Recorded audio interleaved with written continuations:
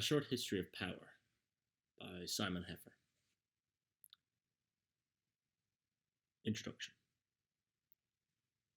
Why has history taken the course it has?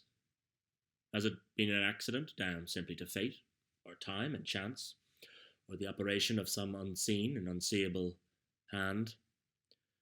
Or have there been great inevitable themes of human behavior that have recurred to change the way societies have developed throughout the millennia in which history has been recorded? And do they continue to influence events now and defy projections that a different, more permanent world order is being instituted?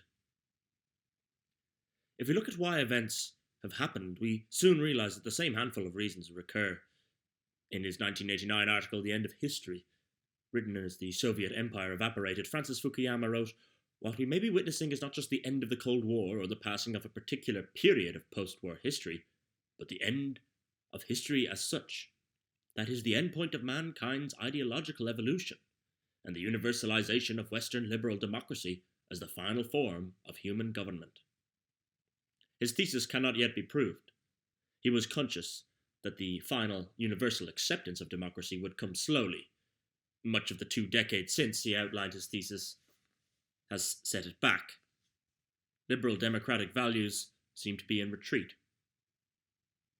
Fukuyama's vision seems ever more utopian, compromised by eternal forces.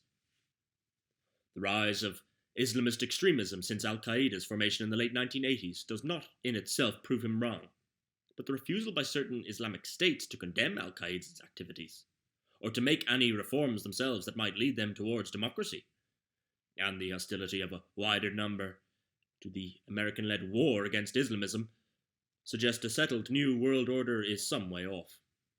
Nor are these the only impediments. America's response to the threat it perceives against itself has also compromised its own liberal democratic values. Former Soviet satellites in Eastern Europe have espoused democracy, but Russia itself is a sham democracy, a tyranny in disguise, as are some of the former Soviet republics. Russia still interferes in democracies such as the Baltic states, that it resents having had carved out of its territory. China may be moving towards capitalism economically, but it remains repressive socially and in terms of human rights, and makes no pretense of espousing liberal democracy. Much of the Middle East and Africa are despotisms of one stripe or another. Latin America has its beacons of democracy, notably Brazil, but elsewhere has repressive regimes, and some states, including Mexico, on the edge of anarchy. The desire for power, sovereignty, hegemony, and control is basic and will always ensure that tyranny exists. But force and repression are not now the only methods of pursuing power. 3 of the world's most formidable polities, America, China, and Russia, adopt economic means with armed force to support them. America's recent excursions in Iraq and Afghanistan, Russia's assault on Georgia in 2008, and China's use of force against some of its own minorities have all exemplified this. Actions by these powers in the first decade of the 21st century show that history is not simply about progress. Disputes will still be settled by force, just as in Thucydides' time. Those disputes may arise for reasons that are tenuous or disingenuous, just as when the Spartans and the Athenians fought each other. In the mid-1990s, Samuel P. Huntington's response to Fukuyama was that clashes between civilizations would replace those between ideologies. As we have recently seen, those clashes may be armed. Democracies strive to avoid war because of the perceived immorality of bloodshed in the democratic model and to protect their standards of living.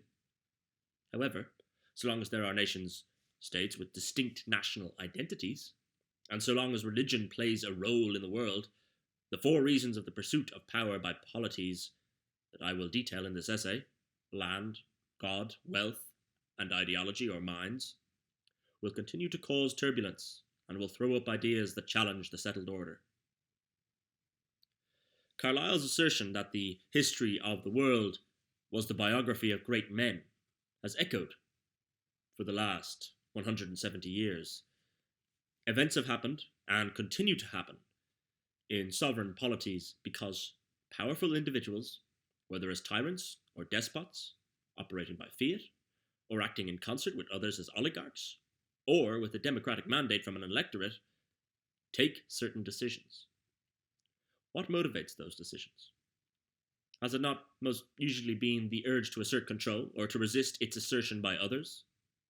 The argument of this essay is that the desire to acquire, preserve, and exercise power, and the autonomy that the possession of power brings, have been the driving forces behind the account of events in the past that is called history, and that they will continue to be the driving forces behind events in the future. Such things are inseparable from human nature. The history of the world is not the biography of great men, but the history of power. The question of what, in any polity, constitutes the basis of power, the basis of the right to rule that political unit, has troubled philosophers as long as there have been polities. Aristotle observed that there is also a doubt as to what is to be the supreme power in the state. Is it the multitude, or the wealthy, or the good, or the best man, or a tyrant? The choice now is simplified. It is between democracies and non-democracies. The four basic motivations behind the pursuit of power have been: first, territorial, when a polity seeks to expand in order to extend its power, or to enable a better defense of itself. Second, the pursuit of wealth, in order to provide better standards of living and security. Third, the determination by leaders and the elites that support them to impose their political doctrines and their associated values on others. And fourth, war made or conquest undertaken in order to spread or impose a religious orthodoxy. These motivations have from time to time changed the course of history, a concept Gibbon described as little more than the register of the crimes, follies, and misfortunes of mankind. Such a dismissal is typical of his cynicism. Yet it is surprising that cynicism did not lead him to a wider denunciation of history, which is that it has so often been, and so often continues to be, propaganda. This was especially true in the English historians writing in the 2 or 3 generations after him, in the age of Carlyle, Macaulay, Green, and Froude. Nor was it the case, as a glance at those 4 names should confirm, that it was just the Whigs or progressives who engaged in propaganda. The Tories, in seeking to shore up their own vested interests, were just as capable of it. Historians have propagandized to paint an edifying picture of their heroes, by playing down the importance of the lust for power to the course of history. Gibbon himself was a propagandist, highlighting the negative effects of Christianity, and venting his own hostility towards organised religion. Carlyle, in advancing the great man theory of history, praised Cromwell and Frederick the Great, and in denigrating democracy praised both of them again. In Past and Present, he presented the counterpoint of feudalism in the Middle Ages, an era he had already, in his essay Chartism, celebrated as the most perfect feudal time. Froude's history of Tudor England promoted his belief in Protestantism and his hatred of Catholicism, notably in his treatment of Queen Mary. Macaulay depicted the aftermath of the Glorious Revolution as having had such an enlightened outcome that the rightfulness of the revolution could not be questioned. Green's History of England sought to define a specific national story and national identity at a time when Britain had established itself as the world's leading power and needed a clear backstory. Motley's building up of the Dutch Republic reflected in part his belief in the excellence of the American Republic, from which he came. Historians have always had an agenda, reaching back to Herodotus, with his occasionally apothematic style, advancing morsels of wisdom, or Thucydides shaping the political history of Greece. One cynic who understood this too well was Goebbels. He read Carlyle's Frederick the Great with its narrative of Prussian success against sometimes fearful odds to Hitler in the bunker as the Russians pulverized Berlin. In 1931, in the Whig interpretation of history, Herbert Butterfield exploded the myth that history was a comfortable story of progress, telling a tale of advancement towards a goal of perfection. In reality, he wrote, the historian postulates that the world is in some sense always the same world, and that even men most dissimilar are never absolutely unlike. He ridiculed the division of humanity by the Whigs into men who furthered progress and men who tried to hinder it. Most important, he exposed the fallacy of imposing onto the people and events of the past values and ideals of the present, which only distorted the perception of those people and events. The world is always the same world, and the driving forces of history are constant, even if at some epochs one theme will assert itself more strongly than others. To argue that the pursuit, acquisition, retention, defense, and loss of power are the fundamental causes of change in history confronts head-on this Whiggish notion of history. All major historical events have been motivated either by the preservation of the degree of privilege that comes with sovereignty in all its forms, including the spiritual, or the desire to secure or expand it. The pursuit of power throughout history has largely been a manifestation of the aggression and competition and competitive nature of men, and almost always men. That is clear from Thucydides onwards. War has been the obvious and frequent manifestation of the pursuit of power. The occurrence in the 20th century of 2 world wars and the growth in the early 21st century of international terrorism conducted by primitive means of warfare show that this most basic means of the pursuit of power is still with us. Wars have ended empires, changed boundaries, precipitated revolutions, altered demographics, and devastated economies. They have also stimulated, and at times been stimulated by, technological advances and social change.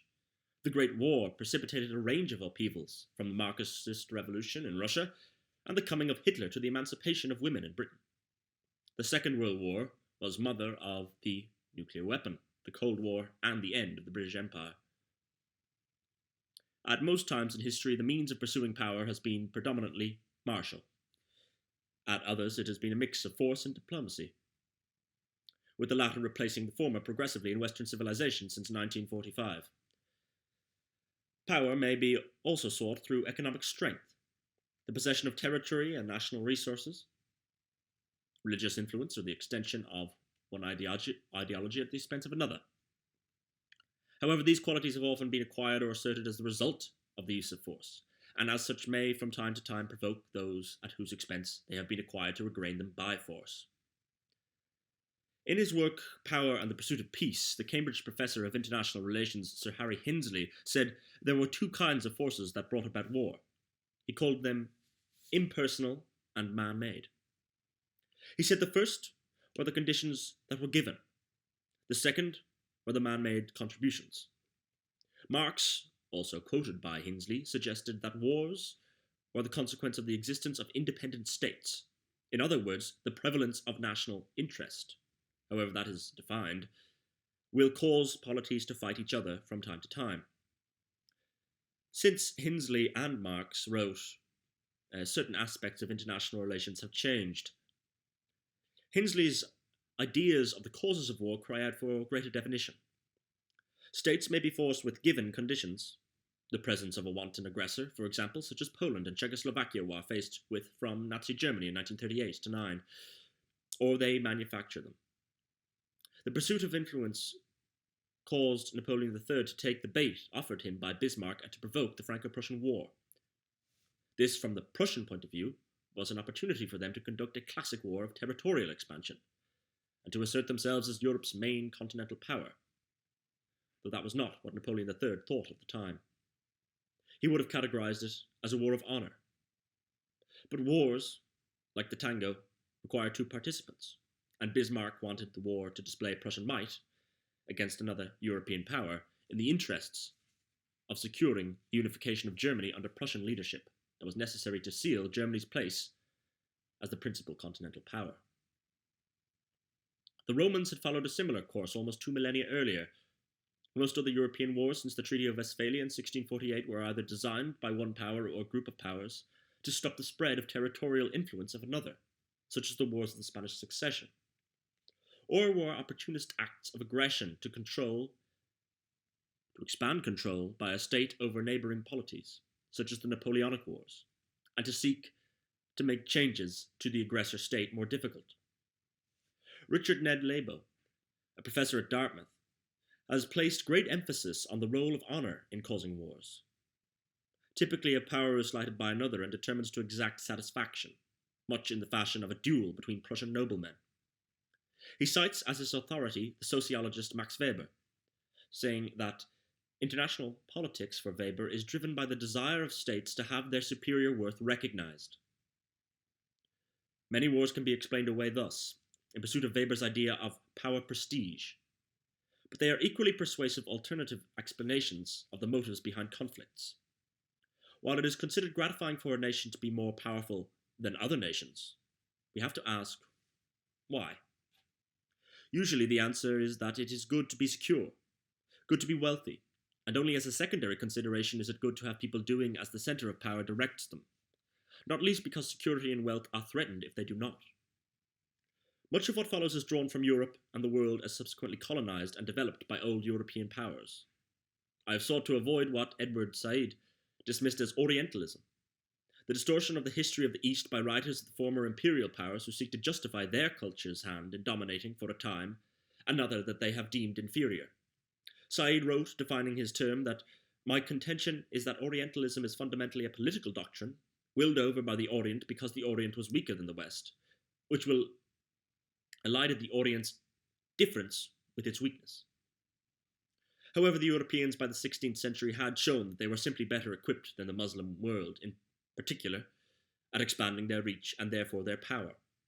They were better sailors and navigators, and therefore became more adept at creating the wealth that helped shore up expanded polities. Africa discovered its own economic power first through the slave trade, then through the development of natural resources. The export of Western culture, whether Christianity or Coca-Cola, has often put those people who feel they are being culturally colonized onto the offensive, with responses in recent times as varied as those of Osama bin Laden or Vladimir Putin. Now, in an age when environmental considerations have become paramount, power may be equated with possession of resources as much as with having money or an armory. Having oil, gas, or land that can be cultivated to provide not just food, but biofuels may hold the key to a nation's power for the future. Often the collective force of organized politics in a polity has been the engine of the pursuit of power. Sometimes, though, it has relied on one individual of resolve, will, or determination to lead and motivate others in a common project. Outside the scope of my argument is consideration of how individuals become leaders, which belongs to a work of psychology. It may be worth just touching on the most famous cases here. Some, like Alexander the Great, Peter the Great, and Frederick the Great, were born to their sobriquets. Others acquired greatness, often by ruthlessness and brutality. In the last century, Hitler, Stalin, and to an extent Mao were inadequates who learned how to manipulate and to impose systematic terror. Leaders may inspire through moral example, and when they do, it lends weight to the great man theory of history. Or they may inspire through fear, which normally requires a state apparatus to carry through the threat behind the fear. For no one man can be an army. For any autocrat, despot, or dictator to make an impact on history, he has required not just mass support, but the support of a ruling elite. This applies as much to the morally uplifting as it does to the gangster. Leaders from Julius Caesar to Kaiser Wilhelm II, and a rash of more contemporary figures, have all experienced the collapse that comes when an elite withdraws its consent. The most powerful dictators have been those who can command the widespread loyalty and secure the connivance of others. Those dictators may themselves have had the will to pursue power, which has been crucial, but they have in the end acted as the agents of a polity. Dictators in the 20th century, like emperors 2 millennia earlier, had to act with a measure of consent from an elite that gave them political support and guaranteed the raising, financing, and engagement of armed forces. The motivations of individuals and castes have been unquestionably significant in shaping history, but one man has never yet won a war. Aristotle saw tyranny as a perversion of royalty and oligarchy, as a perversion of aristocracy. But he saw democracy as a perversion of constitutional government.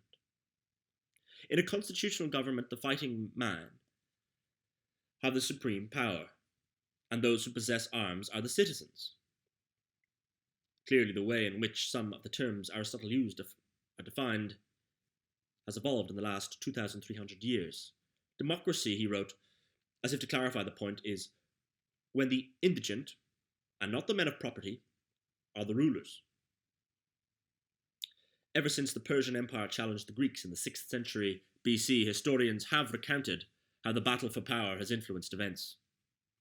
One can see from their accounts that because of the drive for power and the instinct for sovereignty between nations and polities, there must always be conflict of one sort or another between them, or the ever-present potential for it.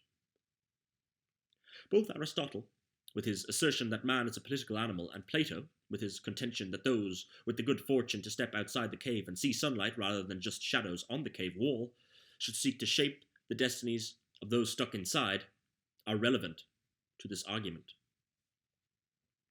The motive forces have changed from time to time, with one theme or another dominating epochs in history. The world has, over the last 2 or 3 millennia, experienced periods of territorial expansion, empire building, for the purposes of the pursuit of power and profit. Attempts to enforce religious doctrines and attempts to impose political systems. In the last century, the world has experienced all 4 of these. Hitler saw territorial expansion and the infliction of a fascist ideology on his own people and on terrorists he conquered. Stalin sought to impose an ideology with satrapies in Eastern Europe and saw territorial expansion, or at least the establishment of client states, in order to do it. Militant Islam, today, claims to be seeking to restore the caliphate and mount jihad against infidels. And now the Chinese, in their investment in impoverished African states, seek to find new sources of profit in their experiment with capitalism, and as part of an apparent strategy to supplant America as the world's foremost economic power. The exercise of power has, throughout history, had both domestic and international dimensions. The emphasis of my argument will be on the latter, not least because for most of history, power, whether territorial, economic, religious, or ideological, has often been acquired by one polity at the expense of another, and has therefore had a strong bearing on what is now called international relations. In this context, we can also see a clear difference between a world in which there was no balance of power, such as under the Roman Empire, and one that does have or seeks to have one. The pursuit of a balance of power, which has in great part been the story of Europe from the Dark Ages onwards, though only wittingly since the 17th century, is a key part of the narrative of the history of power. And the rise of America from the Great War onwards has given a new dimension to that narrative, just as the rise of the new economic powers such as China, India, Brazil, and possibly Russia threaten to alter it again. In his last State of the Union address on 6th of January 1945, Roosevelt said that we cannot deny that power is a factor in world politics, any more than we can deny its existence as a factor in national politics. This had always been true, and because of the central importance of power to politics, so the pursuit of power has dictated the course of history, which has ever been at the mercy of politics. It is now time to consider in detail the 4 principal motivations for that pursuit.